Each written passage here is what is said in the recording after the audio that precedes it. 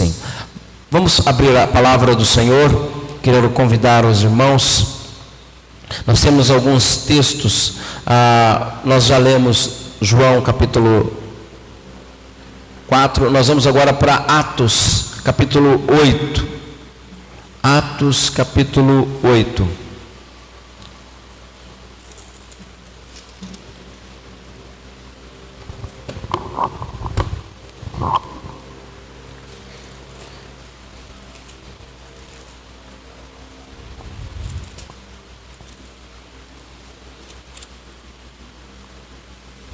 Atos capítulo 8. Essa é a nossa temática, o caminho da vida.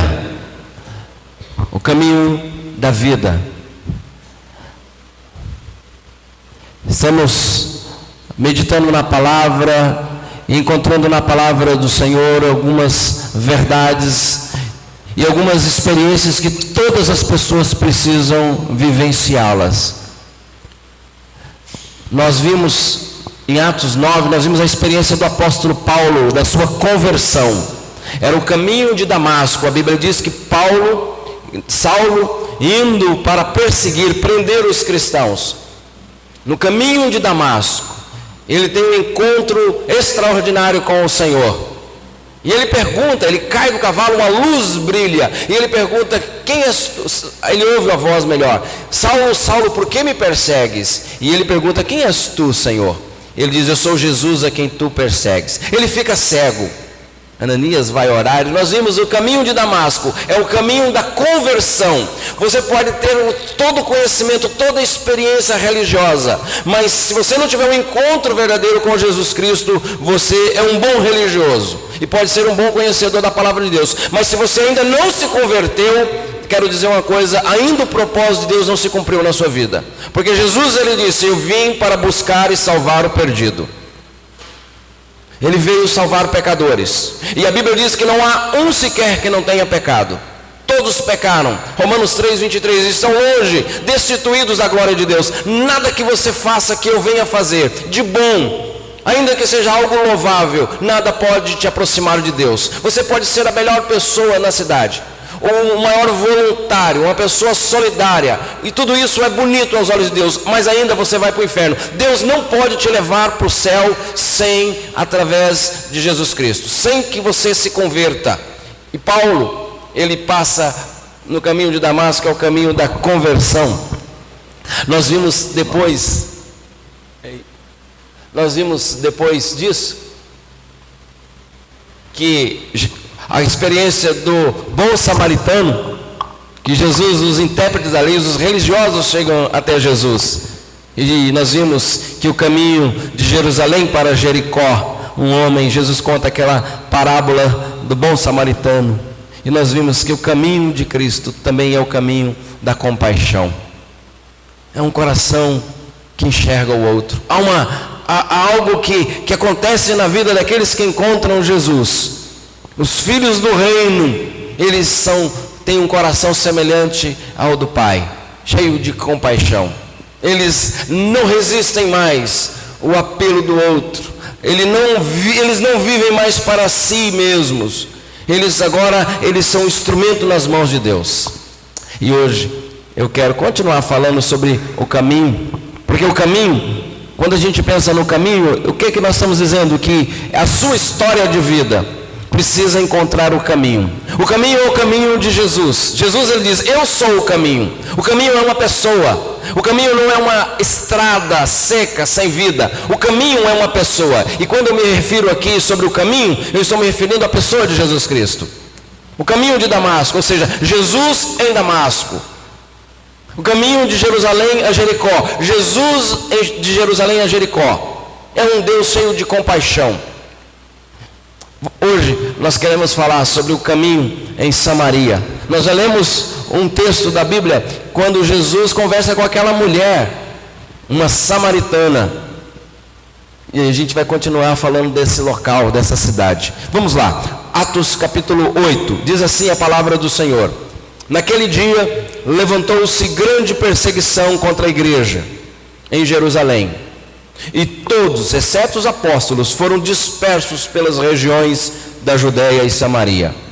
Alguns homens piedosos sepultaram Estevão, que tinha acabado de ser apedrejado, e fizeram grande pranto sobre ele.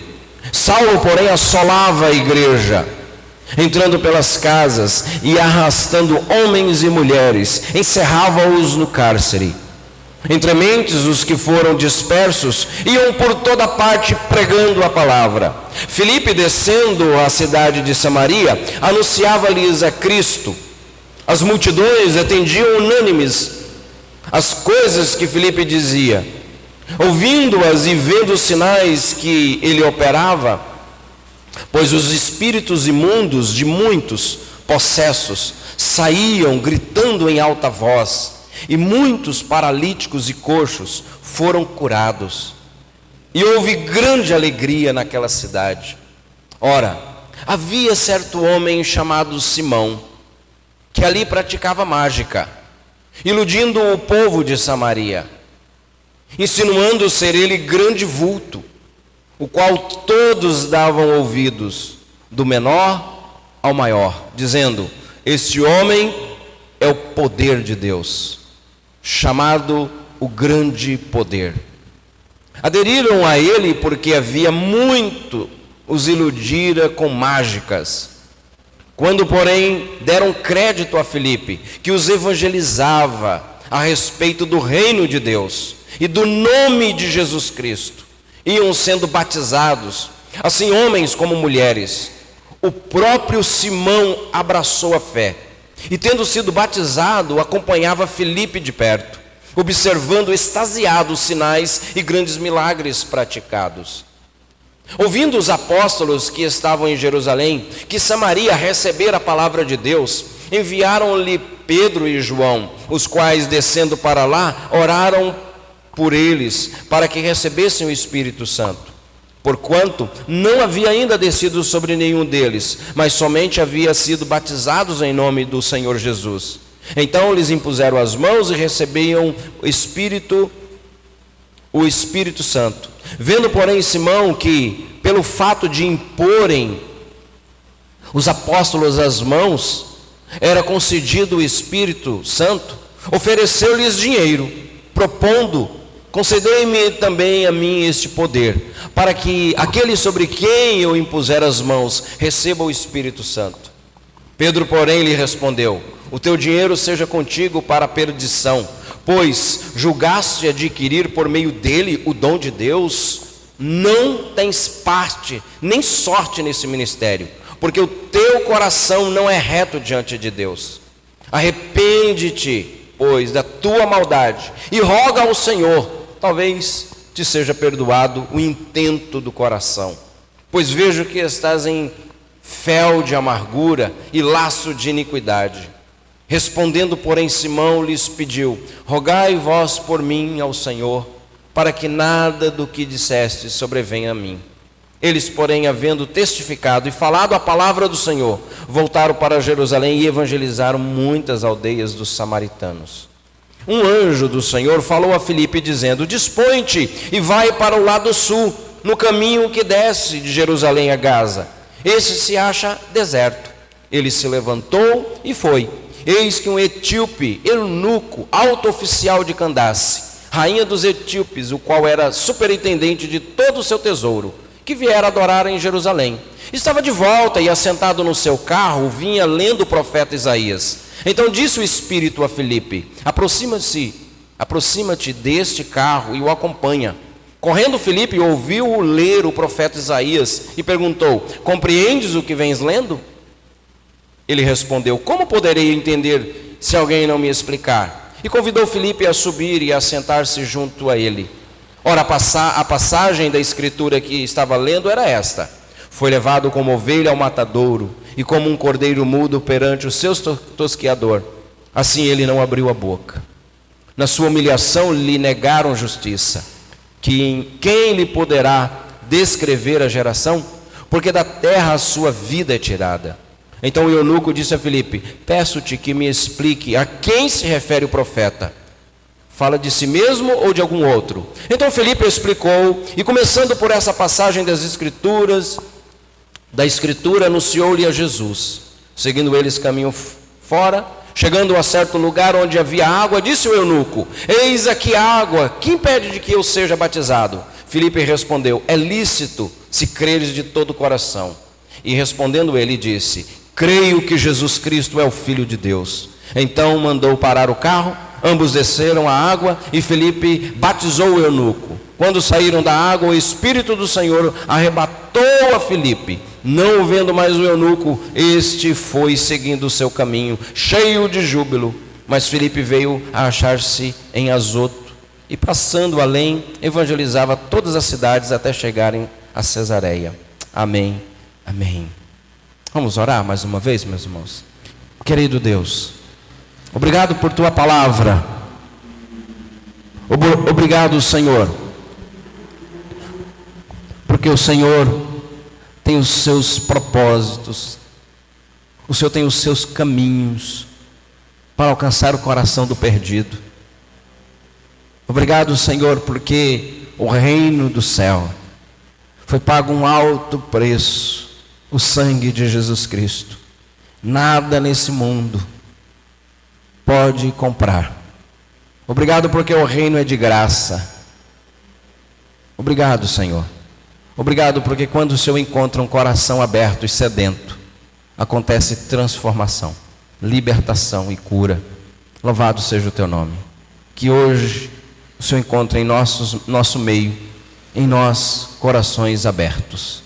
Em nome de Jesus. Amém. O caminho de Samaria é o caminho da transformação. 3 personagens que eu gostaria de destacar na nossa meditação hoje. Primeiro, o caminho de Samaria. Primeiro, pensando na cidade de Samaria. Samaria, ela é a cidade dos samaritanos, que é um povo que viveu a divisão. Quando o povo de Deus, Israel, quando você lê o Antigo Testamento, principalmente primeiro livro dos Reis, capítulo 17, você vai perceber que lá há uma divisão do reino de Israel. O reino do norte e o reino do sul. Então Israel está dividido. Há muitos juízes, alguns fazem o que agrada a Deus, outros fazem o que desagrada a Deus. E aí esse povo se separa. O reino do sul, Israel, eles se desviam, eles se misturam a outros povos, outros deuses. O reino do norte, Judá, eles cultuam e permanecem cultuando só o Senhor Deus. E a partir daí começa a ter uma rixa, um problema cultural dentro de uma própria nação. Eles agora não se veem como irmãos, eles se veem como um povo dividido, um povo misturado. O povo de Israel agora, o povo de Judá, eles se diziam como o povo de Deus, o povo da aliança. Mas os samaritanos então são esse grupo de judeus que tem agora a influência da cultura dos povos vizinhos, não apenas a influência cultural, mas a influência espiritual. Ele se envolve com outros deuses. Logo, com os anos, fica muito claro a divisão entre uma nação, e agora é uma divisão também, não apenas cultural, regional, uma divisão geográfica, ao ponto de Israel, eles têm como lugar do culto Jerusalém, o lugar da adoração. O interessante é que o próprio Cristo ele vem e inaugura o reino em Jerusalém. Mas os samaritanos, eles acreditam que é em Samaria, no Monte Gerazim, que é o lugar da adoração. Inclusive, quando Jesus encontra aquela mulher e a conversa exatamente isso: Senhor, os judeus dizem que deve adorar em Jerusalém, nós samaritanos adoramos aqui. E aí o Senhor diz: vem o dia e a hora que os verdadeiros adoradores adorarão o Pai em espírito e em verdade, porque são esses que o Pai procura como seus adoradores. Então é um povo agora separado, e esse povo que é separado dos samaritanos é um povo desprezado pelo judeu. Porque o judeu até então é um povo da promessa. Havia uma promessa do Messias vir através da tribo, da descendência de Judá. E de fato vem. E os samaritanos começam a ser aquele povo desprezado, um povo inferior, um povo não mais da promessa, um povo que, ao ponto de, ali quando Jesus está em João capítulo 4, que nós lemos, quando Jesus está indo para a Galileia, ele vai por Samaria. E eu convido você a abrir sua Bíblia, deixar marcado aqui em Atos, nós vamos voltar para esse texto. Mas olha que interessante, o texto diz que deixou a Judéia, retirando-se outra vez para a Galileia. A Bíblia diz, era-lhe necessário atravessar a província de Samaria. Era-lhe necessário. Jesus, ele faz algo totalmente contrário aos judeus. Sendo um judeu, Jesus faz algo totalmente contrário. Um judeu jamais ele ia fazer o que Jesus fez, ir por Samaria. Se ele estava com destino à Galileia, o que o judeu fazia? Imagine que você tem que ir daqui para Valparaíso. Você tem que passar por Birigui aqui. Vamos lá, você vai para Buritama ou vai para Bilac. Imagine, você precisa ir em Bilac, você precisa ir para Buritama. Você jamais vai pegar o caminho aqui de Birigui. Você vai dar uma volta, né, por lá para não passar por Birigui. Imagine um rio. De Jerusalém para a Galileia existia ali o rio, a divisão. Eles tinham a capacidade de subir o rio, ir pelo rio, um caminho muito mais longo. Então eles entravam aqui no rio e caminhavam um grande percurso pelo rio e saía depois da cidade que eles saíam e chegava na Galileia, para não passar pela terra dos samaritanos. Tamanha era a rixa. Eles não consideravam os samaritanos um povo escolhido de Deus, um povo pelo qual eles deveriam, um povo digno. Eles desprezavam os samaritanos. Inclusive mulher, um homem jamais poderia falar com o samaritano. Alguns judeus oravam assim ao Senhor: Senhor, obrigado porque eu não nasci animal, como um cachorro. Obrigado porque eu não nasci um samaritano e mulher. E obrigado porque eu não nasci mulher. Tamanho machismo, desprezo. Vem Jesus e não faz uma outra rota. Vem Jesus e faz questão de entrar na terra dos samaritanos. Inclusive a Bíblia deixa registrado, era-lhe necessário. Era-lhe necessário entrar ali. Jesus, ele quebra as barreiras, quebra o protocolo. Jesus é aquele que quebra todo tipo desse formalismo, dessa religião engessada, que não enxerga o outro. Ele vai onde os religiosos, ou aqueles que não têm amor e compaixão, jamais irá. Jesus vai ali e senta no poço. Os discípulos foram à cidade próxima comprar alimentos, e Jesus está ali. E uma mulher chega, e não é qualquer mulher que chega. Jesus pede água para aquela mulher. Um judeu, estando num lugar que jamais um judeu pisaria, um judeu falar com uma mulher, coisa que um judeu jamais faria, e ainda uma mulher samaritana. Percebe? Como Jesus, os olhos e o que Jesus traz é totalmente diferente daquilo que os homens, a maneira como Jesus enxerga-nos é totalmente diferente de como os homens nos enxergam. E diz o texto que Jesus pede água para ela, ainda pede água. E aí toda uma conversa ali, e Jesus, ela, como tu judeu, pede água para nós, samaritano. Olha lá, nisto veio a mulher, versículo 8, 9. Então lhe disse a mulher samaritana: como sendo tu judeu, pedes a beber a mim, que sou mulher? Ela sabia como os judeus haviam. Samaritana. Replicou-lhe Jesus: se conheceras o dom de Deus e quem é que fala contigo, você me pediria da água viva. Respondeu-lhe a mulher: o senhor não tem com quem tirar? Como que ela começa a querer entender do que o senhor está falando? Como assim água viva? O senhor não tem nem como tirar.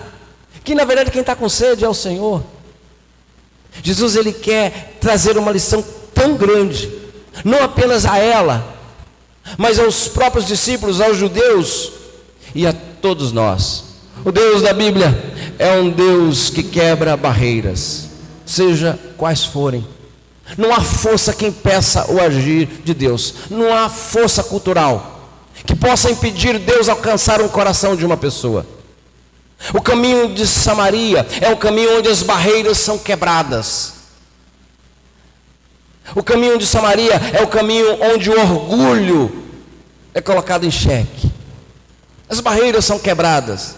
Não há força que impeça o agir de Deus. Não há demônio que possa impedir o agir de Deus. Não há um coração que o Senhor não possa agir. Enquanto a gente cantava, eu estava pensando naquele trecho da música que diz: se pedirmos, o Senhor virá.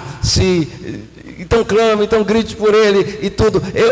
Interessante, porque o único momento que você pode pedir, que você pode e que de fato o Senhor vai fazer. Porque aí fica, se a gente não compreender isso, parece que você está você dá um grito e Jesus corre para te atender. Basta você gritar e Ele vai te fazer, tudo que você pedir Ele vai fazer. Sabe quando a vontade de Deus, de fato, ela vai se realizar? Quando aquilo que você pedir, desejar tanto, é exatamente aquilo que Deus deseja. Por isso que a Bíblia diz que o Espírito Santo intercede por nós com gemidos inexprimíveis, porque nós não sabemos orar como convém. Deus não é um garçom, ou que está ali, e nós somos os patrões, os chefes, mandando em Deus, e Deus vai fazendo os nossos desejos. Deus é um Deus soberano, e a vontade de Deus, quando eu desejo que a vontade de Deus se cumpra, eu posso pedir isso ao Senhor. Moisés, ele disse: Senhor, imagine Moisés diante daquele rio, o mar, e uma multidão ali de pessoas que foram libertas, porque Deus chamou Moisés para libertar o povo, não foi? Deus, e Moisés em obediência foi. E o povo murmurou, e Moisés, ele continua servindo e temendo ao Senhor. Há um momento que ele está num beco sem saída, o rio na frente e os inimigos vindo, os cavalos de Faraó vindo. E naquele momento Moisés vai clamar ao Senhor. Chega ao ponto que o Senhor diz: por que clamas a mim? Prossiga, marche. Ou seja, Moisés estava inteiramente mergulhado em fazer a vontade de Deus. Ele estava pronto para morrer, mas ele preferiu fazer a vontade de Deus, obedecer ao Senhor, apesar das circunstâncias. E nesse momento o mar se abriu. Quando existir uma multidão, quando você se entregar a Deus de tal ponto, que é uma multidão nas suas costas, que você está cuidando tanto, que você está tão dedicado a ela, pode ter certeza que coisas extraordinárias. O problema é que eu vivo para os meus sonhos. O problema é que eu vivo para que Deus realize os meus milagres. Eu quero que a carga seja mais leve, o fardo seja um pouco mais leve. Entende? E quando a vontade de Deus é feita, quando o desejo de Deus for realizado, meus irmãos, é isso que Jesus disse: pede, bata na porta que ela vai se abrir. Pede que eu vou responder. Conversa com essa mulher. Jesus quebra não apenas as barreiras culturais, religiosas, mas Jesus quebra as barreiras econômicas. Que Deus é esse que conversa com uma mulher, e uma mulher numa condição tão humilde? Deus quebrando a barreira. Todos que chegam diante de Jesus são dignos, são tratados com dignidade. Isso é tão bonito, porque na igreja de Jesus não existe classe para grupos. A classe dos empresários, a classe dos ricos, os bancos que só os abonados, o culto especial para os abonados. Na igreja de Jesus Cristo todo mundo é tratado com igualdade e dignidade. Era uma mulher na mente dos outros, de um povo estranho, desprezada, mas o Deus da Bíblia se aproxima e conversa com ela. Isso é tremendo. É o Deus que quebra barreiras, sejam culturais, sejam espirituais. É interessante que Jesus, ele vem e trata algo tremendo na vida dela. Ela diz: Senhor, me dá dessa água para que eu não venha mais aqui. A mente dela está no físico, está no copo de água, no barril, que ela carrega. E Jesus está falando de uma água que sacia a sede numa outra dimensão. É a água da vida. Porque no caminho da vida existe água da vida. No caminho da morte existe água de morte. Nós temos sedes. Enquanto nós buscarmos saciar nossas sedes nas coisas desse mundo, o que esse mundo nos oferece numa dimensão espiritual da existência tende a nos matar. Quantas pessoas estão morrendo longe de Deus, adquirindo muitas coisas, mas cada vez mais apagados, cada vez mais mortos, porque vivem uma vida longe de Deus. E aí constrói seus relacionamentos, constrói suas famílias nesse mundo que gera morte. Por isso que Jesus precisa tocar num ponto crucial na vida dela. Vai lá, você vai beber dessa água, traz o seu marido. E aí ela diz: Senhor, eu não tenho marido. Mas tinha um cara lá na casa dela lá, talvez um amante, um companheiro. Senhor, não tenho marido. Jesus, disseste bem, porque você já teve 5, e esse que está com você não é o teu esposo. Isso ilustra muito bem essa sede. Percebe que Jesus não está falando apenas da sede de matar, a sede física, mas uma sede da vida, de existir. Talvez aqueles maridos simbolizavam para ela um desejo de ser aceita, um desejo de ser amada, de ser valorizada, alguma coisa que quem sabe agora vai dar certo, quem sabe eu fazendo sim. Na vida a gente tenta provar o nosso valor, a gente tenta mostrar para as pessoas. Percebe como os pais apresentam os seus filhos? 2 pais se encontram depois de 15 anos que não se viam, e ele todo orgulhoso diz assim: esse aqui é o doutor fulano de tal. Ou ele é o engenheiro. Ela é, entende? Eu sei que isso não estou generalizando, mas é muito comum isso nos nossos dias. Quem você é? Eu sou, e carrega-se talvez algum título. Nós valorizamos muito isso. Nós valorizamos muito essa ideia do status, da posição social. No reino de Deus a coisa é totalmente diferente. Mas no reino de Deus, a muralha da verdade, da mentira melhor, ela tem que ser derrubada. Vai lá, chama o seu marido. Em outras palavras olha, coloca para fora tudo aquilo que você é. Quem você é. Senhor, eu não tenho marido. E Jesus diz: dissesse bem, porque o que você tem não é o seu esposo. Porque 5 maridos já tivesse. O Senhor conhece a vida. E este que agora tens não é o teu esposo. O caminho de Samaria é um caminho de transformação. Por quê? Porque barreiras são quebradas. Quando a gente olha outros personagens em Samaria acontece, parece que Jesus está preparando o palco para o agir de Deus. Parece que Samaria, Jesus vai primeiro em Samaria, e ele começa, porque diz o texto que depois a mulher vai. Ela diz: Senhor, disse-lhe a mulher, vejo que tu és profeta, nossos pais adoravam. E ela começa a falar sobre o monte, e ele diz: mulher, pode crer. Versículo 21, disse-lhe Jesus: mulher, podes crer que a hora vem, quando nem nesse monte, nem em Jerusalém adorareis o Pai. Mas lá no 23, mas vem a hora em que, e já chegou, em que os verdadeiros adoradores adorarão o Pai em espírito e em verdade, porque são esses que o Pai procura para seus adoradores. Deus é espírito, importa que seus adoradores o adorem em espírito e em verdade. Depois do diálogo com Jesus, ele diz: Senhor, quem é? Fala-nos de quem o Senhor está falando. Jesus diz no versículo 26, eu sou. E aqui, depois de uma série de eu sou em João, ele começa falando: eu sou, eu que falo contigo. Aí os discípulos chegam ali, versículo 28, quando a mulher deixou o seu cântaro e foi à cidade, e disse àqueles homens: vinde comigo e vede um homem que me disse tudo quanto tenho feito. Será esse porventura o Cristo? Saíram, pois, da cidade para ir ter com ele. Então a mulher, ela ao vir encontrar Jesus, ela vai e anuncia o que aconteceu. Depois o texto vai dizer que a multidão da cidade vem para estar com Jesus. Que experiência transformadora numa mulher. Alguém que vivia com sede pela vida, insatisfeita, mas encontra o Senhor Jesus. E agora ela começa a anunciar: o palco do agir de Deus está sendo preparado em Samaria através de uma pessoa, talvez tão anônima na história.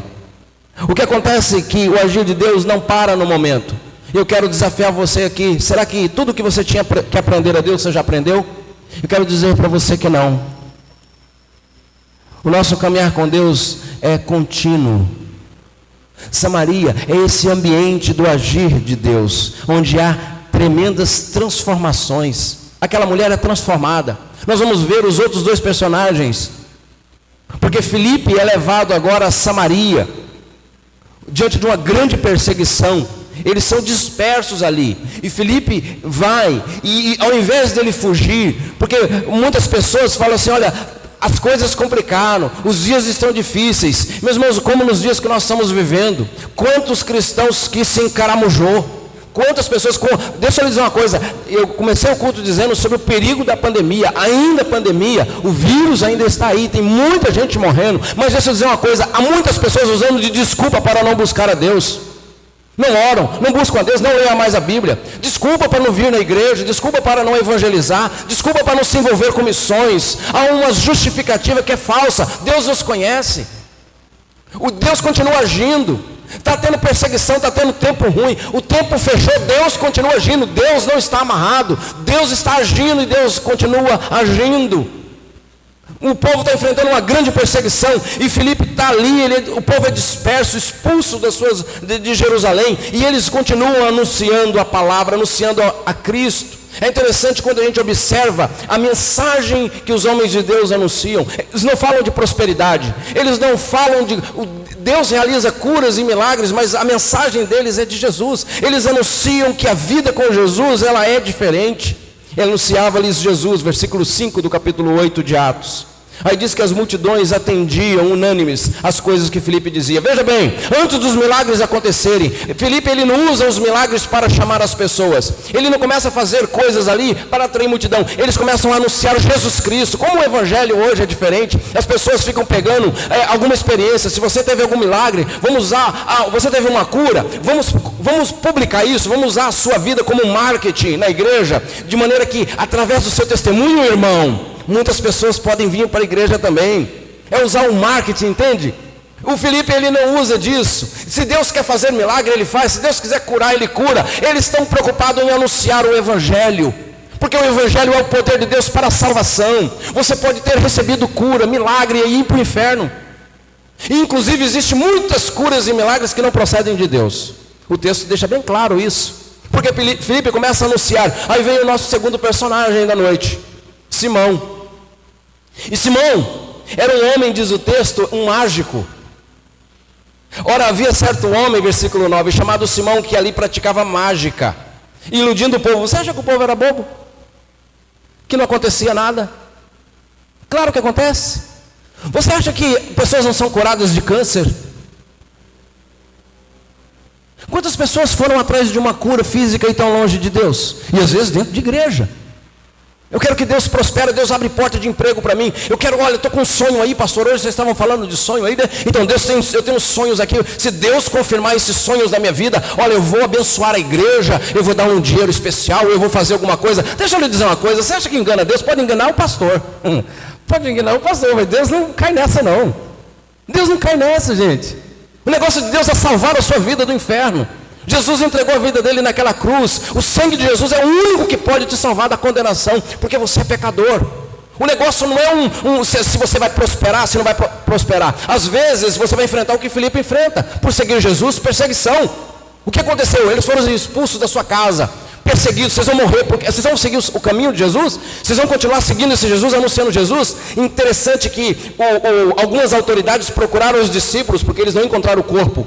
E eles chamaram alguns dos discípulos e disseram assim, ó, nós pagamos para vocês dizerem que vocês esconderam o corpo.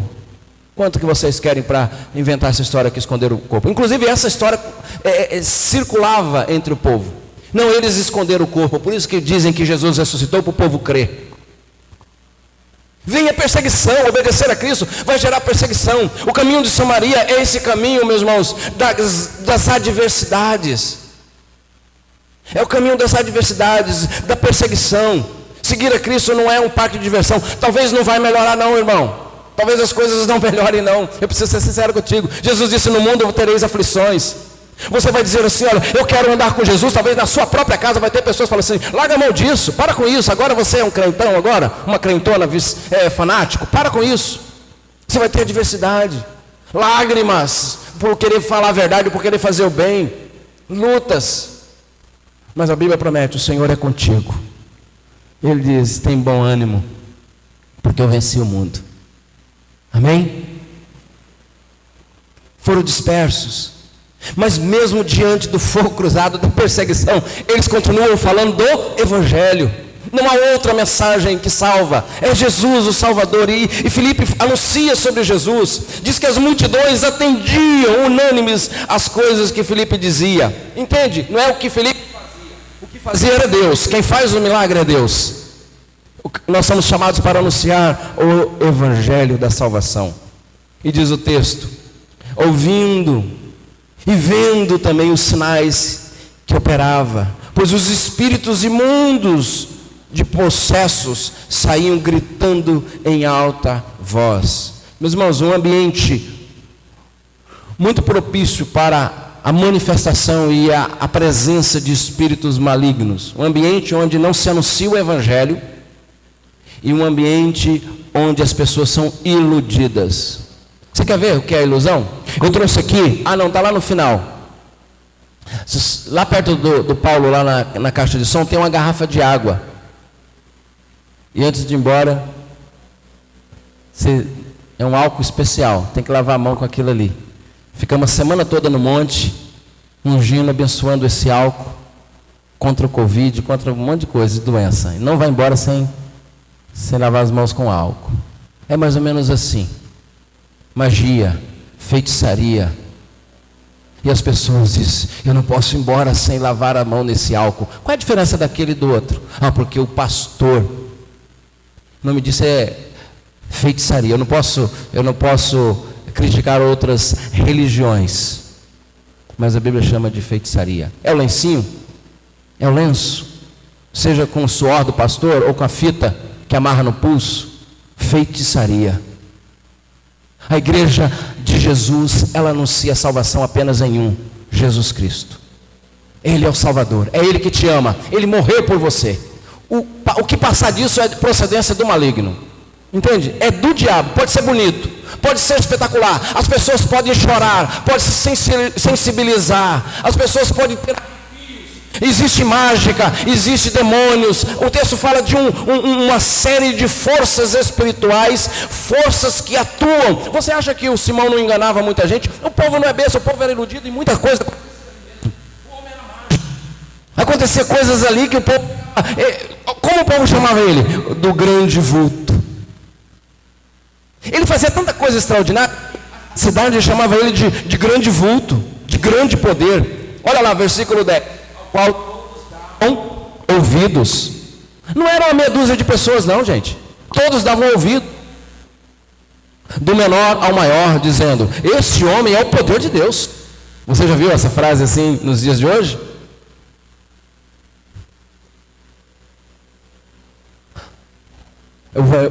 A Bíblia diz, quando a Bíblia se refere ao poder de Deus, ela diz que o Evangelho, Romanos 1,16, não me envergonho do Evangelho, porque ele é o poder de Deus para a salvação de todo o que crê. O Evangelho é o poder de Deus. O Evangelho que tira as mentiras, a casca, o engano.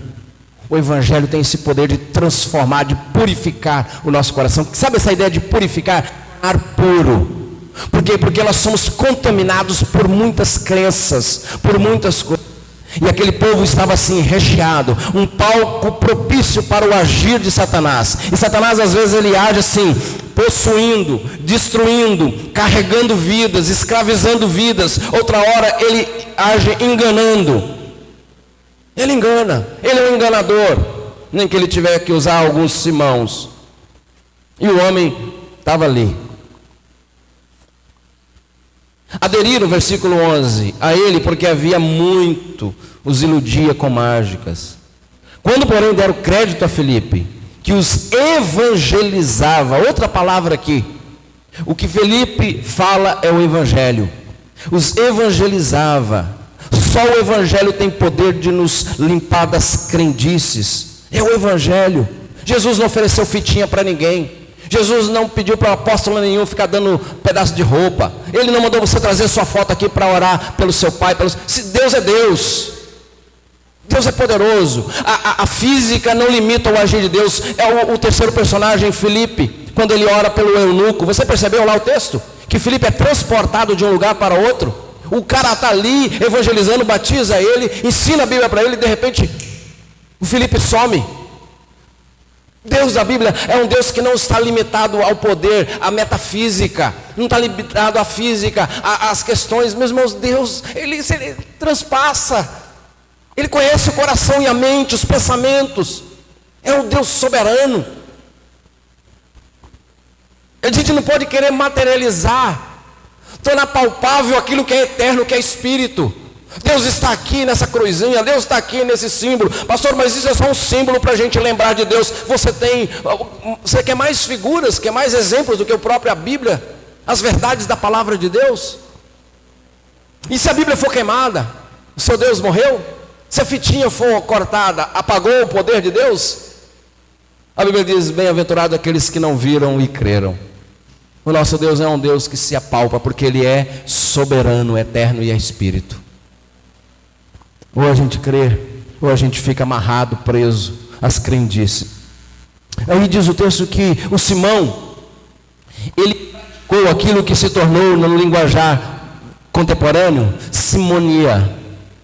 O que é a simonia? É o comércio do sagrado.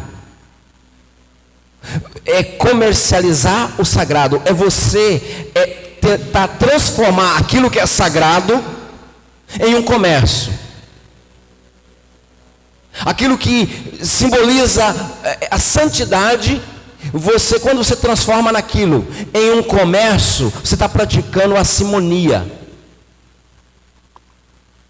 E é isso que ele diz. Ele vendo Filipe pregando o evangelho, Deus usando Filipe, curando, expulsando demônios, aquele homem que era impressionado, que era o grande vulto ali, ele diz o texto lá, e o texto diz que Filipe os evangelizava a respeito do reino de Deus e do nome de Jesus Cristo, usados assim homens como mulheres. Aí o Simão creu, diz o texto lá que ele abraçou.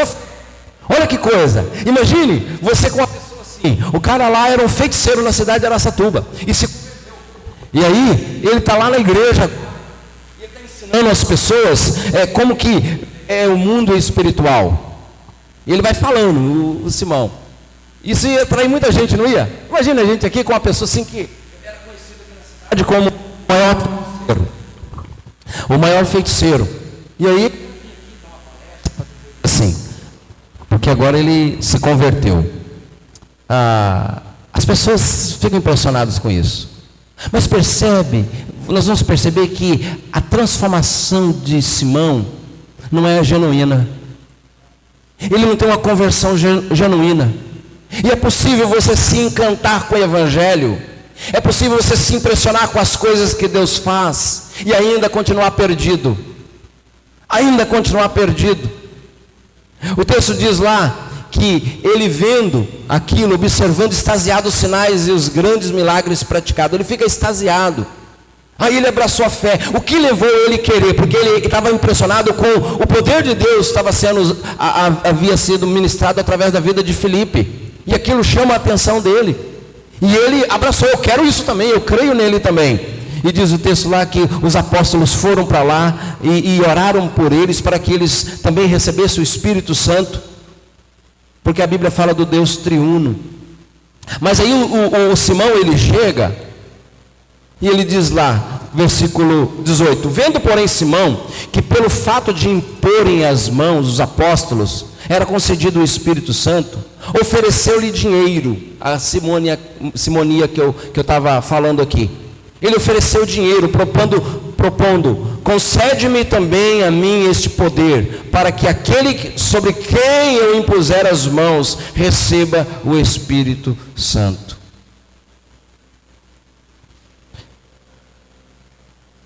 Ele está tentando negociar.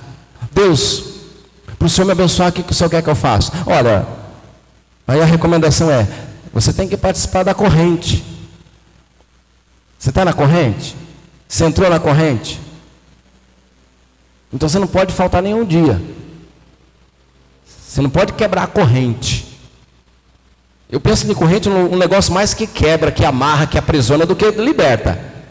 Quando você pensa em corrente, você pensa o quê? Em cadeia, corrente, coisa que prende. Mas as pessoas usam a corrente, você tem que participar da corrente. É a corrente de oração. É a corrente do poder, ou a corrente da vitória, da prosperidade. Eu não fico acompanhando isso, eu estou muito desatualizado sobre porque não tem fim, essa corrente ela prende. Hoje é aquela, amanhã é aquela, é o óleo, é o sal, é o corredor da vitória, as condições para você receber o Espírito Santo, o sopro, e vai. Não tem fim, é uma corrente, a pessoa está presa mesmo. Quanto que é, Senhor, para eu ser abençoado? O que é que eu tenho que fazer? E aí, quando a gente olha para a Bíblia, é tão diferente. Ele tenta comprar, ele tenta dar ali um valor. Cara, olha, me ajuda aí, eu quero também ser Claro, vem para o grupo, você vai ser agora um obreiro aqui na igreja. Porque eu vejo que você é levado para esse negócio de poder aí. Eu percebo que você tem esse dom aí de mexer com as coisas mesmo aí, ó. Então você vem para o nosso grupo. Já abençoa a igreja aí com um valor bom, porque você vai ser um instrumento aí de poderoso nas mãos de Deus. E está feito o negócio. Mas no Evangelho não é assim. Pedro recusa, chama ali a atenção, e Pedro exorta, expondo a podridão do coração dele. Concedei-me também a mim o poder para que aquele que sobre quem eu impor as mãos receba o Espírito Santo. Pedro, porém, lhe respondeu: o teu dinheiro seja contigo para a perdição. É como se Pedro tivesse falado assim: assim como o seu dinheiro e você são malditos, sai para lá com isso. É para perdição, pois julgastes adquirir por meio dele a bênção de Deus, porque você entregou o dízimo, porque você dá a oferta, porque você recebeu uma oração forte. Você acha que o Deus da Bíblia vai te abençoar porque alguém fez uma oração forte na sua cabeça? Acorda, acorda. Deus não está na prateleira, a bênção de Deus não está na prateleira. Deus te ama e Ele morreu por você. Se isso não é o suficiente, meus irmãos, o que é suficiente? O que basta? Se a morte de Cristo na cruz não é suficiente, nada nesse mundo pode pôr nos braços fitinha no corpo. Você pode ter tudo o que você quiser, carregar a cruz, fazer sacrifício, dobrar o joelho em milho. Você vai viver a vida toda como escravo, porque nunca vai conhecer a libertação que é em Cristo Jesus. Com Deus não há barganha, negócio. Seu coração pode ser generoso, e que bom que seja, porque Deus da Bíblia é um Deus generoso. Mas não pense porque você deu ou não deu, Deus vai deixar de te amar. Ele te ama menos. Não, Deus te ama. Não significa que porque Deus me ama, eu vou para o céu. Não significa porque Deus te ama, você vai para o céu. É outra questão. Ele te ama, e Ele quer que você mude de vida. Ele enviou Jesus Cristo para te salvar. Ele quer que você arrependa dos seus pecados. Ele quer que você morra para você mesmo e comece a viver para Ele. Que você não pare de tentar garanhar. Não, a palavra não é essa. Comprar a benção de Deus. Viu, Simão? O teu dinheiro seja contigo para a perdição. Você acha que com isso você vai ganhar o dom de Deus? Não tens parte. Ele tinha acabado de se converter. É uma conversão de Araque mesmo, né? Olha lá. Não tens parte nem sorte nesse ministério, porque o teu coração não é reto diante de Deus. É um exemplo de alguém que diz: eu quero Jesus para mim. Eu também quero, eu creio. Mas você percebe que existe conversões de fora, só de casca.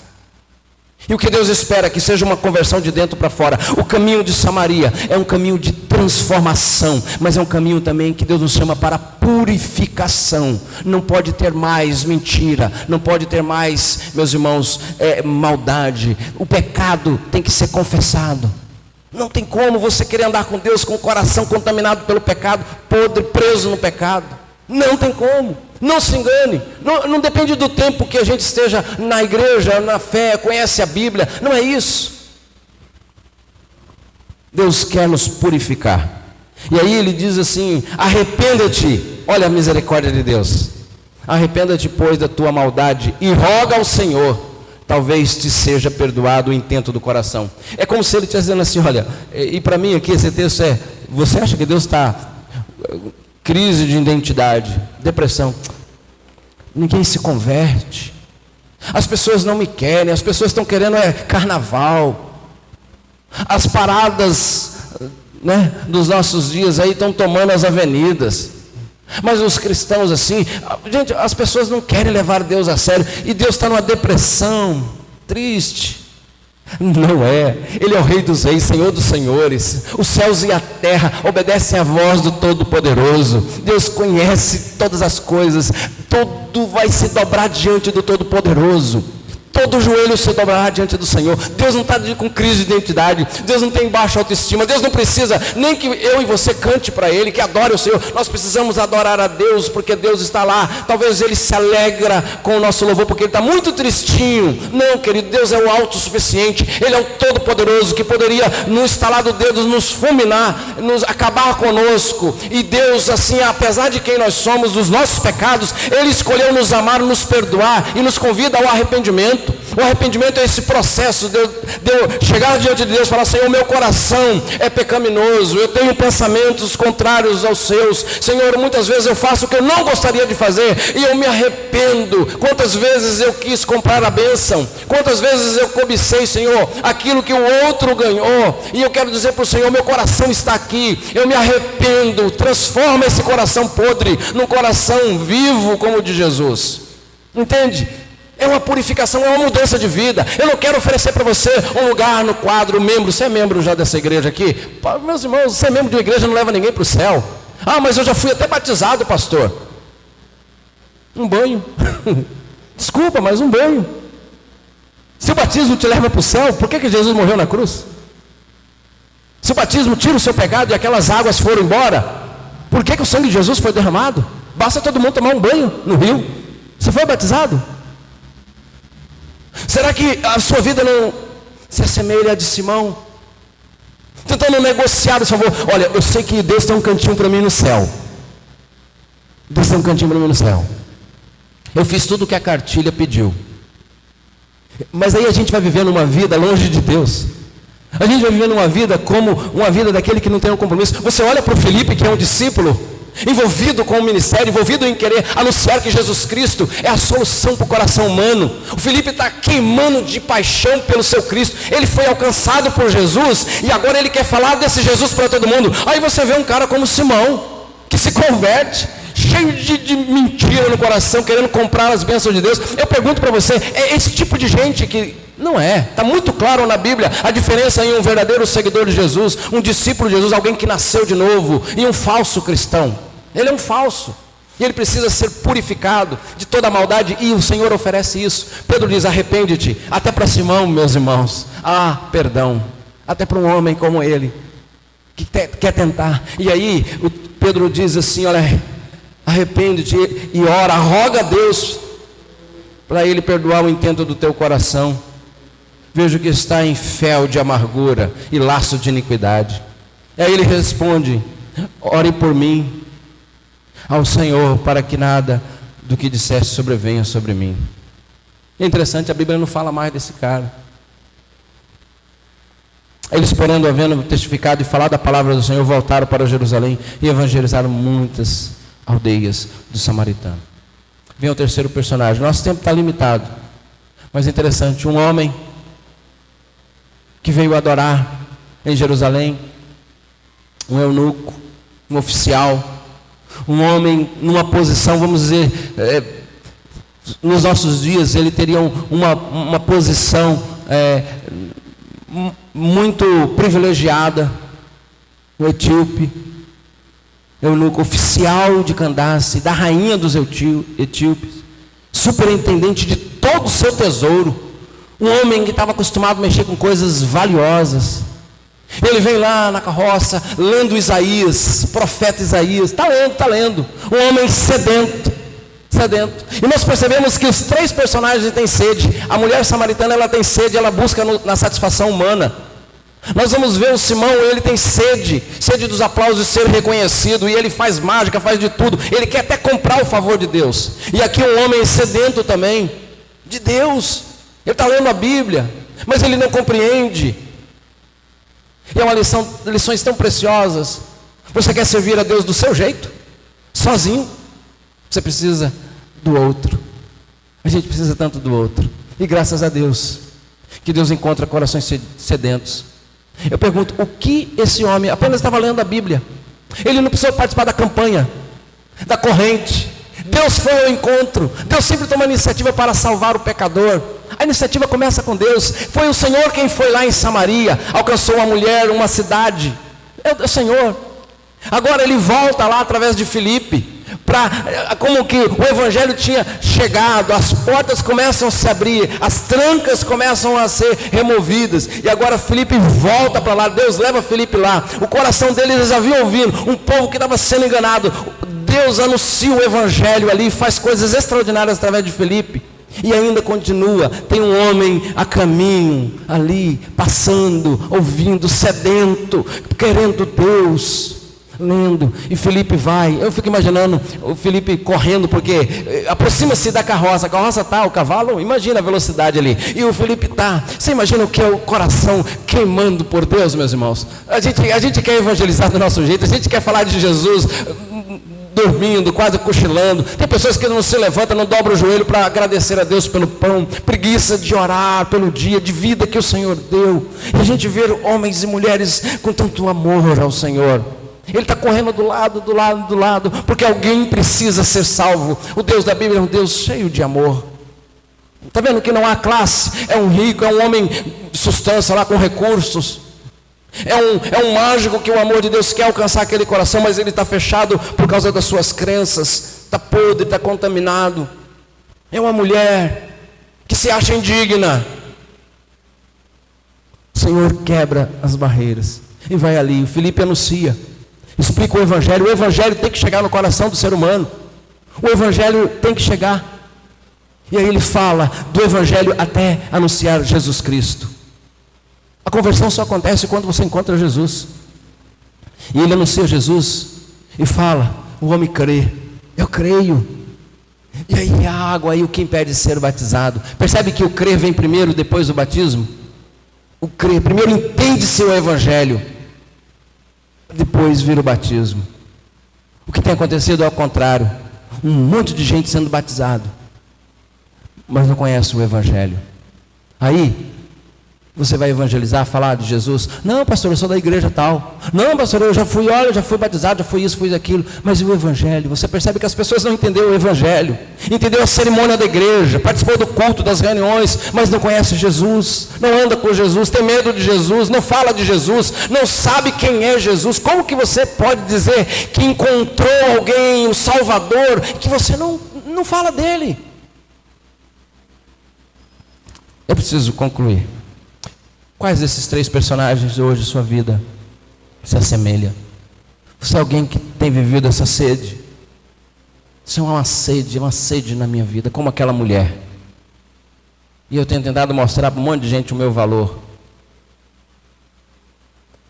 A sede daquele homem, fala, eu já procurei tanto, eu já busquei, eu já ouvi, estou ouvindo tanta gente. Você não sabe, pastor, durante a semana eu escuto segunda-feira fulano, de manhã, à tarde, eu escuto um bocado de gente, um monte de pregador assim, eu vou ouvindo. Eu pergunto, em que você crê? Está como Simão, com um monte de coisas confusas na cabeça, um fala uma coisa, outro fala outra coisa, e você não entendeu o evangelho que Jesus veio buscar e salvar o perdido. Porque quando o evangelho chega no seu coração, você não precisa mais de uma salada, de um monte de coisa, você precisa só do evangelho de Jesus, seguir a Jesus, porque é Ele que te leva para o céu, entende? Ou como o eunuco, alguém tão curioso, eu estou conhecendo, eu estou ouvindo, eu estou aprendendo, e eu quero chegar, é isso que eu queria, encontrei, entendi, e agora sim, compreendi que não é pastor, não é igreja, não é coisas que a gente faz, nada que eu faça pode me tirar da condição de pecador, a não ser reconhecer que Jesus Cristo é o único caminho que pode me levar para o céu. Eu não sei qual o estágio da sua vida. Mas Jesus veio buscar e salvar o que está perdido. 3 pessoas perdidas que precisavam ser alcançadas. Eu quero desafiar você a não viver longe de Jesus. Talvez alguns hoje aqui precisam dizer: pastor, eu fui batizado, eu fiz isso e aquilo, eu estou longe de Jesus, eu quero entregar minha vida a Jesus. Eu comecei a acreditar num bocado de coisa, mas eu entendi que nada pode me salvar a não ser Jesus Cristo. Eu estava com dúvidas, mas agora eu encontrei também esse caminho que é Jesus. Se a gente não passa por Samaria, que é esse ambiente da transformação, o caminho da transformação, a gente vai ouvir muita coisa. Podemos ser um bom religioso, mas continuar perdido. Que Deus nos ajude. Se você deseja tomar uma decisão, então, meu irmão, não perca mais tempo. O que te impede? Jesus, ele quebrou as barreiras. Jesus quebrou. Ele foi ao encontro. Era necessário passar por Samaria. Era necessário. Ele quebra as barreiras para alcançar os corações. Vamos orar? Quero convidar o ministério de louvor. Fique em pé, meu irmão. Vamos orar ao Senhor. Qualquer pessoa no nosso meio, ou que nos ouve, que deseja tomar uma decisão na sua vida, você pode se manifestar.